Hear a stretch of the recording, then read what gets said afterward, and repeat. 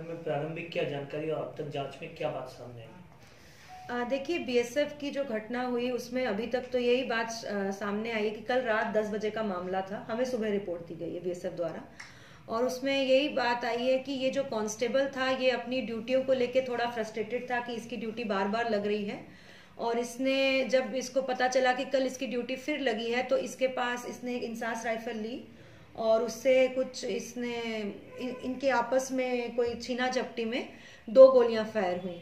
तो एक गोली से तो 2 जन घायल हुए एक ही गोली से, और दूसरी गोली एक्सीडेंटल फायर हुई और वो छत पे लगी।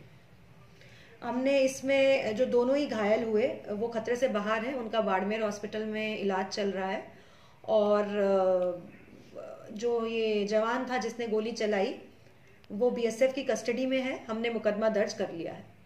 अब मैम ये बताया जा रहा है कि जिस वक्त ये घटना हुई उस वक्त राइफल को छीनकर इसने फायर किया था, ऐसा कुछ भी अभी तक बात में?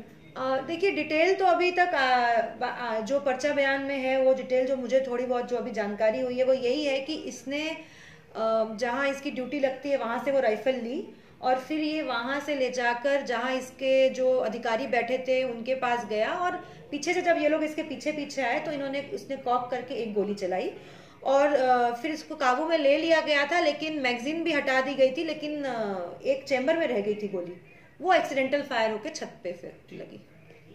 Thank you ma'am. देखिए, एक दीपला पोस्ट है सेड़वा थाना उसमें पड़ती है, ये बॉर्डर पे 115 बटालियन वहाँ डिप्लॉयड है।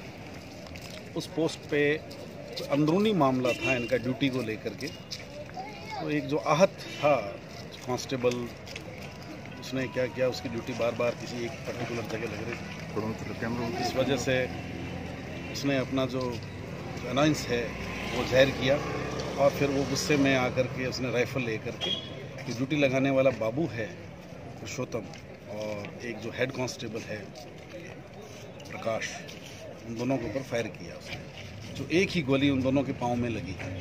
सेकंड फायर होने से पहले उसको काबू करके हथियार छीन लिया गया।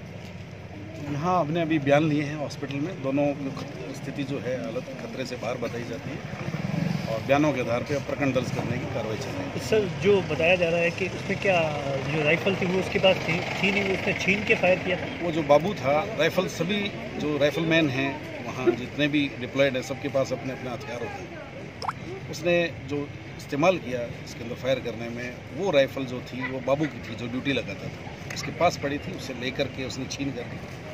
आरोपी को पुलिस कस्टडी में लिया गया? हाँ, आरोपी को अभी बीएसएफ के अंडर में ही है, अभी ले लिया जाएगा। पहले प्रकरण दर्ज करने की कार्रवाई चल रही है। वैसे मौके पे एडिशनल एसपी साहब भी पहुंच गए हैं, SHO भी पहुंच गए हैं, हमने इधर पर्चा बयान ले लिया।